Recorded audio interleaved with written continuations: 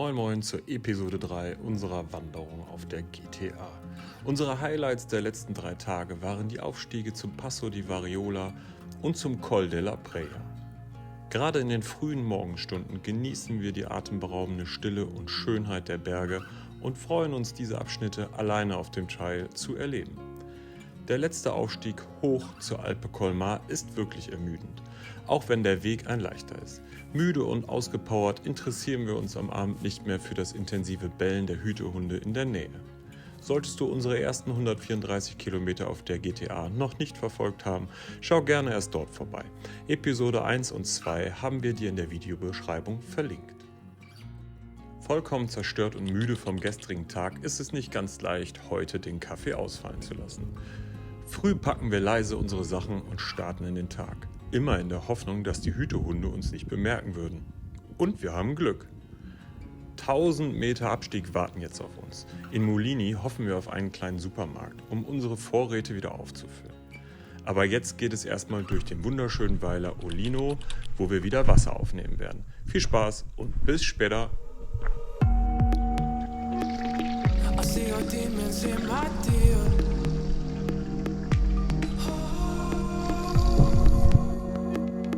Separate the ones you fear.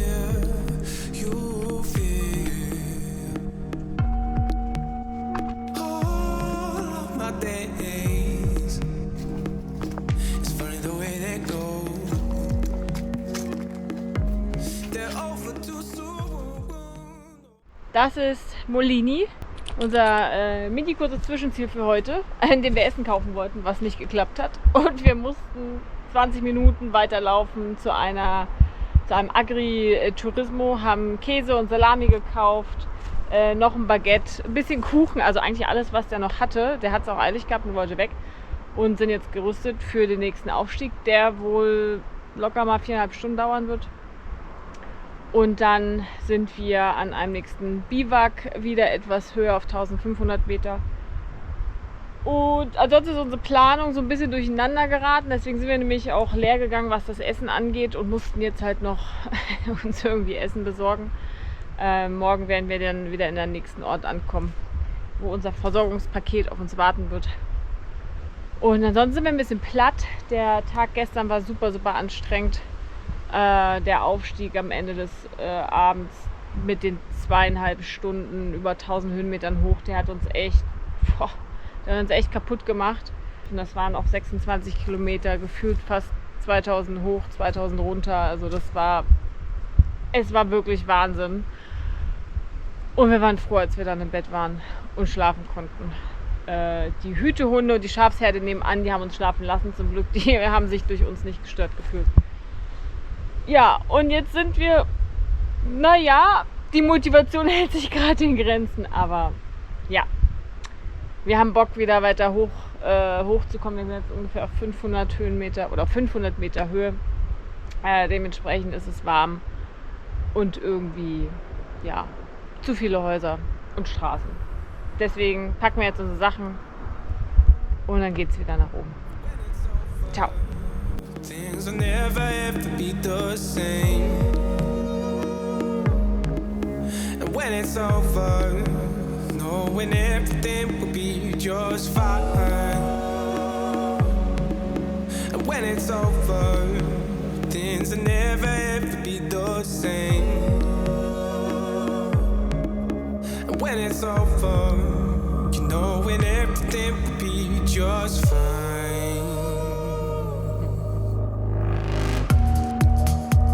So maybe we should have a good time. Maybe we should toe the line. It's never over. It's never Ja, wir haben gerade unser Ziel ausfindig gemacht. Und zwar da hinten drin. Alpe Campo, glaube ich, heißt es. Ist ein Biwak und wir hoffen dort direkt unser Zelt aufstellen zu können. Und ansonsten sind wir richtig im Arsch, weil dieser Aufstieg, der macht uns echt fertig. Aber nicht nur der, sondern auch Mücken, Fliegen, Bremsen, Brennnessel. Vorhin noch mehr, jetzt nur noch fliegen. Nur noch fliegen. Toll! Also, ihr habt es gesehen, da geht's hin. Und auch diesen Tag haben wir geschafft. Wir sind heute wieder an einer Biwakhütte, Alpe di Lago. Wir sind zunächst durch einen dicht bewachsenen, relativ trockenen Wald nach oben gestiegen und es war schon super, super steil. Also jeder Schritt ist einfach anstrengend gewesen. Und heiß, weil wir sind auf 500 Meter gestartet heute. Das heißt, unten ist es sowieso immer im Vergleich super, super warm. Ja, und dann hochgestiegen, zwischendurch über Farnfelder hindurch. Wurden gejagt von Mücken, Bremsen und sonstigem Viehzeug. Also das war, das geht schon ganz schön auf die Psyche. Also zum einen, dass es halt, ja, was waren es angegeben, 4 Stunden 30 ab Molini. Keine Ahnung, wie lange wir jetzt gebraucht haben, wahrscheinlich ein bisschen mehr. Aber es war heute wirklich ein Kampf und man merkt, dass die letzten Tage auch extrem anstrengend waren. Und ja, die Hoffnung war eigentlich, dass wir vielleicht hier irgendwie eine schöne Wiesenfläche finden für das Zelt, aber leider gibt es die Vegetation hier einfach gar nicht her. Wir haben hier hinter der Hütte, gibt es auch noch eine Farm. Ich weiß nicht, ob man das da oben vielleicht sieht. Mit natürlich Hütehunden, Ziegen, Kühen, also alles, was man so braucht. Ja, werden jetzt was essen und jetzt gucken wir mal weiter. Morgen geht es dann nach Campello Monti, dort haben wir eine Hotelübernachtung und von da aus schauen wir dann weiter. Bis dahin, ciao. I spilled my coffee, I don't feel like talking, my worries just keep growing by the day. I need a moment where the green and blue appear to spin a rock and wild.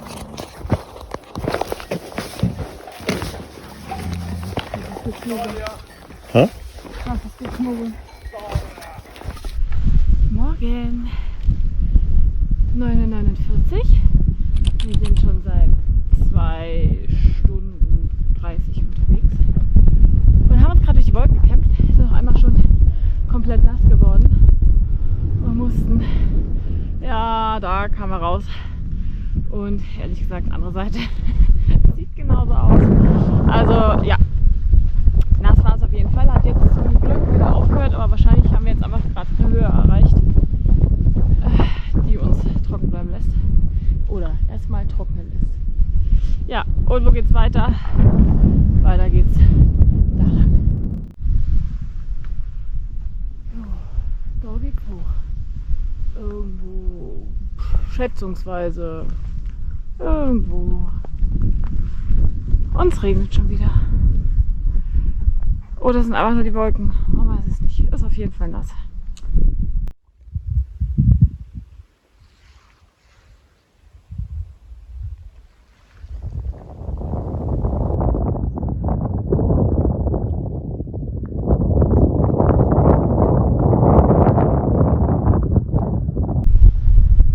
Da sind wir auf dem Col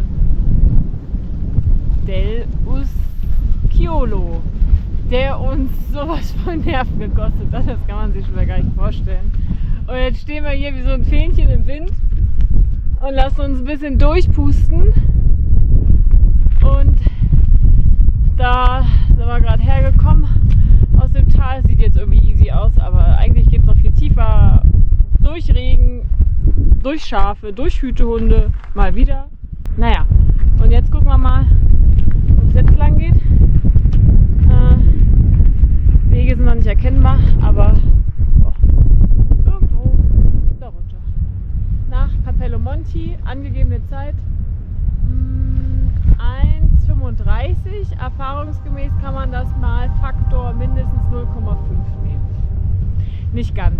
Aber wir schaffen es nie in den Zeiten. Also ich weiß nicht, wer sich die ausgedacht hat. Wahrscheinlich gewürfelt oder so. Mal? Mal 1,5. Achso, ja.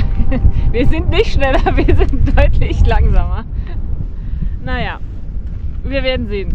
jetzt geht es erstmal weiter, weil hier oben ist arschkalt. Ciao.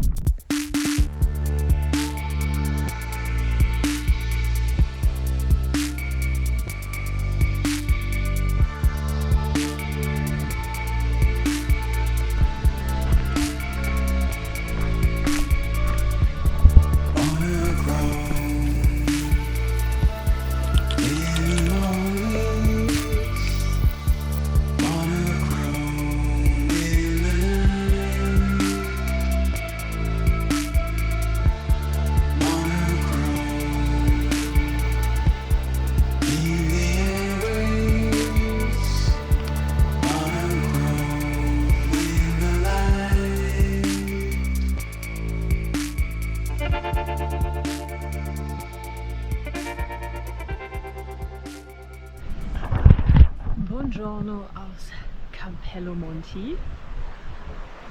Wir sind gestern Mittag hier angekommen, uns eine Unterkunft gebucht für 2 Nächte.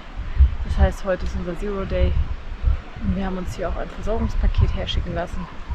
Das heißt, unsere Foodpacks sind jetzt wieder aufgefüllt. Und ja, heute haben wir also einen freien Tag, Wäsche gewaschen, uns ausgeruht, gegessen und werden jetzt den restlichen Tag noch ganz entspannt verbringen, um dann morgen wieder frisch gewaschen, ausgeruht und gut genährt wieder loszustarten. Also dann sehen wir uns morgen wieder auf dem Trail. Ciao!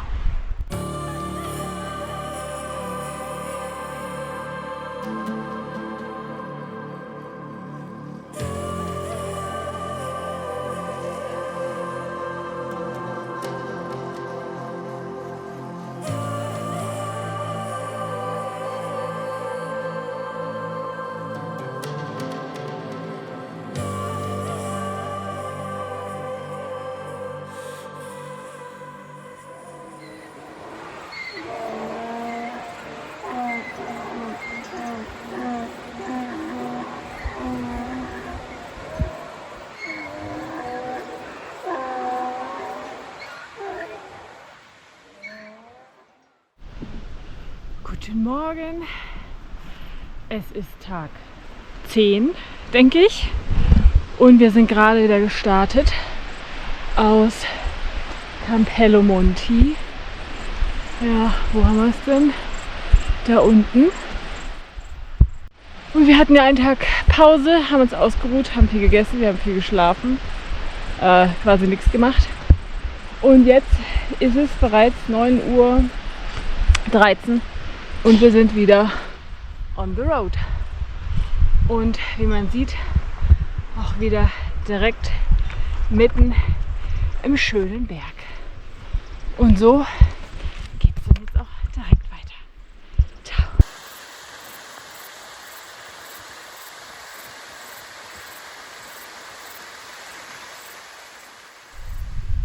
Angekommen am Pass Col Bocchetta de Rimella, 1924 Meter. Gestartet sind wir auf 1300, hat jetzt 1,5 Stunden bis hier hoch gedauert. Und ich weiß nicht, ob man es vielleicht hört, aber da hinten, also man sieht es ja auch an den Wolken, also irgendwie grummelt es da. Die Option ist Gewitter oder Flugzeug, aber so durchgeht, wie es grummelt, vielleicht eher Gewitter. Naja, deswegen sollten wir uns eigentlich gar nicht so lange hier aufhalten, obwohl es hier total nett ist. Eine schöne windgeschützte Ecke. Könnte man gut eine kurze Pause machen, aber wir sind ja noch gar nicht so lange unterwegs. Von dem her werden wir jetzt mal weiter wieder absteigen nach Rimella. Wo auch immer Rimella ist. Kann ich von hier aus noch nicht ausmachen. Aber geisteskrank sieht das aus mit den Wolken. Meine Güte. Und vielleicht auch noch mal kurz, wo wir hergekommen sind. Wir sind jetzt mittlerweile schon so hoch. Da sehen wir auch Campello Monti gar nicht mehr. Und hier ist er auch deutlich windiger. Also da hinten ums Eck sind wir hergekommen. Ja, das heißt, werden uns jetzt hier auch aufgrund von Wetter direkt wieder in den Abstieg begeben. Ciao. I've changed my mind. I'm not going back. I just don't fit right. And when I do, I feel something wrong.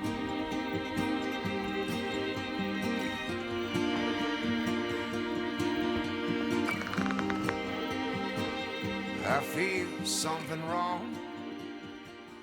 Das Gewitter ist glücklicherweise wenige Kilometer südlich von uns vorbeigezogen. Unseren Off-Day in Capello Monti haben wir sehr genossen. Bestes Essen, guter Schlaf und herzliche Gastgeber. Mehr braucht es einfach nicht. Naja, neben einer warmen Dusche natürlich. Der Trail führt uns jetzt weiter bergab, auf knapp 1000 Meter Höhe. Hier überqueren wir einen Fluss und steigen durch kleine Geisterhamlets aus dem 15. Jahrhundert wieder auf, um direkt wieder abzusteigen, um dann in den finalen Aufstieg zu unserem heutigen Schlafspot zu gelangen. Naja. Heute Morgen sind wir über diesen Pass und sind dann hier entlang. Man sieht es hier vielleicht ein bisschen nach Rimella, ein schönes, altes, historisches Dorf. Und sind dann hinten am Berg bis fast ganz nach unten auf der Bergseite wieder nach oben durch ganz viele kleine verlassene Bergdörfer. Und teilweise waren da nur einzelne Häuschen, die bewohnt waren. In dem einen war sogar ein Refugi, also das ist eigentlich so benannt als Geisterhamlet. Aber es gibt halt einfach Refugi. Naja, wir haben das dann auch mal direkt ausgenutzt, mal 2 Pepsi getrunken, ein bisschen Chips gefuttert, um wieder gestärkt zu sein für den weiteren Weg. Aber es ist total spannend, da durchzulaufen. Also der Weg führt wirklich direkt durch diese Hamlets durch, die alle am Berg gebaut sind. Und das ist wirklich sehr, sehr faszinierend, sehr spannend und macht total Spaß, das zu entdecken. Ja, und jetzt müssen wir uns noch mal ein bisschen orientieren.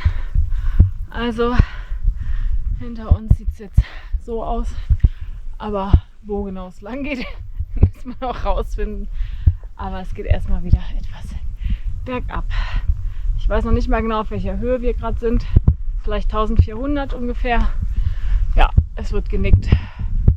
Ja, ich glaube, geht jetzt noch mal ein paar 100 Meter wieder runter und dann noch mal wieder hoch, wie immer. Alles beim Alten.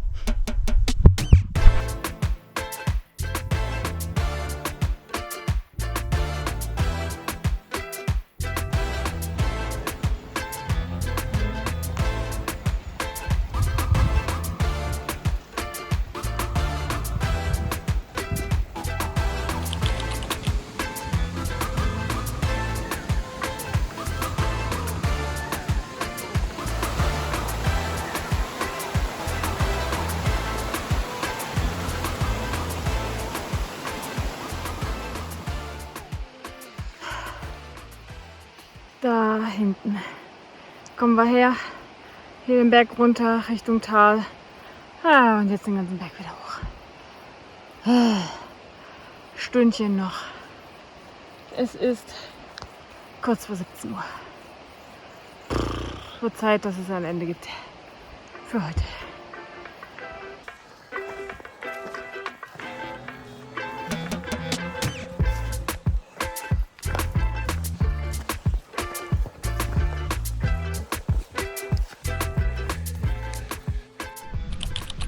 Buonasera von der Alpe Barranco auf 1600 Meter Höhe. Wir haben unseren finalen Spot für die Nacht erreicht. Zelt steht schon und wir kochen jetzt auch. Haben nämlich mega Kohldampf und sind total happy, dass wir endlich wieder draußen im Zelt schlafen können. Das war die letzten Nächte ja etwas schwieriger. Und sind jetzt hier auch in einem ganz tollen, wie sagt man das? Talende. Also wir müssen morgen wieder bergauf. Und zwar geht es für uns hier oben lang. Dann nach oben. Dort ist irgendwo noch ein Lago. Und dann geht es da auch wieder über den nächsten Col. Und wollten jetzt aber nicht weitergehen, weil wir hier einen guten Platz gefunden haben Und das ist ja immer gar nicht so einfach, was Gescheites Flaches zu finden. Deswegen bleiben wir hier. Und ansonsten war der Tag dafür, dass es der erste Tag nach dem Pausentag war, eigentlich ganz gut. Hat mega Bock gemacht, wir sind super gut vorangekommen und sind sehr zufrieden mit dem Tag. Und hoffen, dass wir jetzt auch eine schöne Nacht haben werden. Aber ich denke, die Bedingungen sind optimal. Und dann, ja, sehen wir uns morgen auf ein weiteres Abenteuer. Ciao, ciao! Is it alright if I stay today? Is it alright if I stay today? Die Vermutung ist, dass da der Pass ist. Und hier geht der Weg lang. Jo, kann sich nur um Stunden handeln, ehe wir da oben sind. Guten Morgen. Wir stehen gerade am Col d'Egua, so nennt er sich, 2239 Meter. Und es ist 9:24 Uhr. Oh, wir sind schon seit 2 Stunden unterwegs. Es waren jetzt, glaube ich, mehr als 600 Höhenmeter ungefähr. Und dort aus diesem Tal kommen wir. Also man sieht jetzt leider von hier aus nicht, wo wir geschlafen haben. Aber es war total toll, eine sehr, sehr schöne, ruhige Nacht. Leichter Wind, wir hatten keine Feuchtigkeit im Zelt. Sehr gerade gelegen, sehr gut geschlafen. Gestern Abend noch einen schönen Abend verbracht. Lecker gekocht, Nudeln mit Thai. Und ja, jetzt sind wir hier oben, frieren uns hier einen ab, haben uns schon einen abgeschwitzt bis hierher. Und jetzt geht's dann zu der Seite direkt wieder runter. Next Stop ist ein Refugi. Da wollen wir natürlich ganz obligatorisch den zweiten Kaffee des Morgens trinken. Ja, und ansonsten geht's uns gut. So kann es weitergehen. Ciao.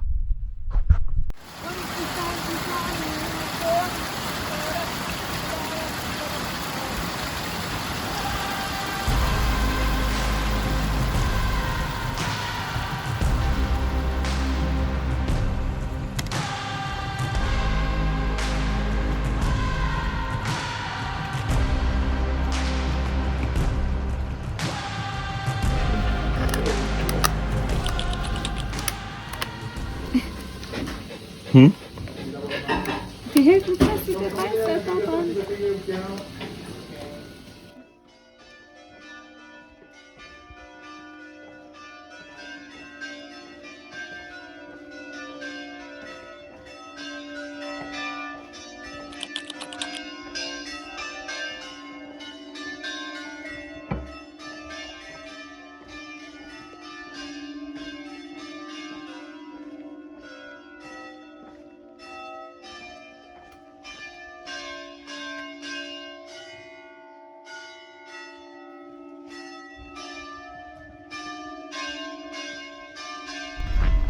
So, wir verlassen jetzt wieder Carcoforo.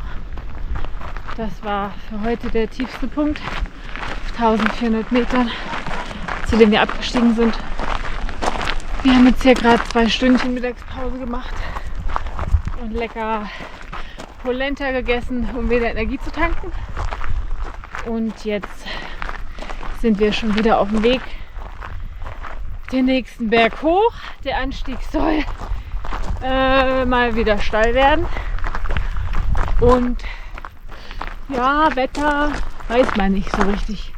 Es kommen immer mal ein paar Tropfen runter, ohne dass es richtig regnet. Wir gucken mal. Geht auf jeden Fall wieder ein ganz paar Höhenmeter nach oben. Es werden, denke ich mal, so an die 500-600 Höhenmeter werden. Ja, und dann gucken wir doch mal, was der restliche Tag bringt. Und im besten Fall haben wir dort oben eine Möglichkeit zu übernachten. Bis dahin. Ciao.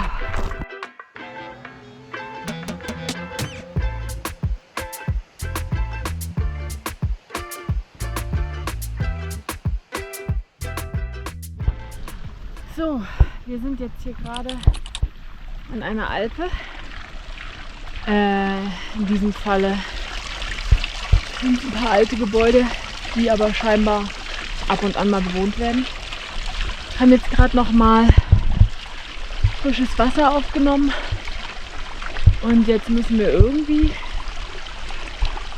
dort weiter berghoch in der Hoffnung, dass die nächste Alpe unser Schlafplatz wird. Und was auch ganz schön ist, man sieht noch mal, wo wir hergekommen sind. Und zwar da oben. Da sind wir heute früh über den Pass rüber, dann das ganze Tal runter. Ja, und jetzt sind wir schon wieder, ich glaube, auf 1900 irgendwas. Also es geht nur Berg hoch, Berg runter. Es ist wirklich der Wahnsinn. Und in einem Rutsch, es ist krass. Es ist wirklich krass. Aber immerhin diesmal mit einigermaßen vernünftigen Wegen. Und nicht so zugewachsen und unwegsam wie die vergangenen Tage. In dem drückt uns die Daumen, dass wir oben einen guten Schlafspot kriegen. Vielen Dank, dass du wieder mit dabei warst. Solltest du unseren Hike auf der GTA genauso feiern wie wir, freuen wir uns über einen Daumen nach oben und hoffen dich auch zur 4. Episode hier wiederzusehen. Buonasera, es ist kurz nach 6. Wir haben unseren Spot für heute erreicht. Wir haben zum Glück hier was halbwegs Ebenes gefunden. Das war mal wieder gar nicht so einfach. Wir sind hier kurz vor dem Col Terme und sind jetzt hier auf 2130 Meter, also schon relativ weit oben. Hier beginnt jetzt auch langsam sich die Vegetation wieder ein bisschen zu ändern. 100 Meter tiefer war schon wieder alles vollgewachsen. Da war auch deutlich mehr Feuchtigkeit vorhanden durch den Flusslauf dort. Naja, aber wir sind hier, wir sind heute 14 Kilometer gelaufen, 1500 nach oben und knapp 1000 nach unten. Das ist dann auch der Grund, warum es nur 14 Kilometer geworden sind. Wir sind aber jetzt ja ganz happy. Wir denken, dass wir ganz gut schlafen werden und haben auch gar nicht mal so eine schlechte Aussicht. Also das ist schon ganz schön hier. Ja. Und wir sind jetzt echt froh hier zu sein. Wir haben uns schon gewaschen, wir sind umgezogen und jetzt wird es dann ans Futtern gehen. Und dann haben wir heute auch mal eine Stunde länger Abendszeit, weil wir eben schon so früh an dem Spot waren. Also ich glaube, es war 5:30 oder was. Ja, genau. Dann sagen wir mal gute Nacht und süße Träume. Ciao. I wish I could stay here beside you in this moment. There's a future ahead of me, but the future can wait.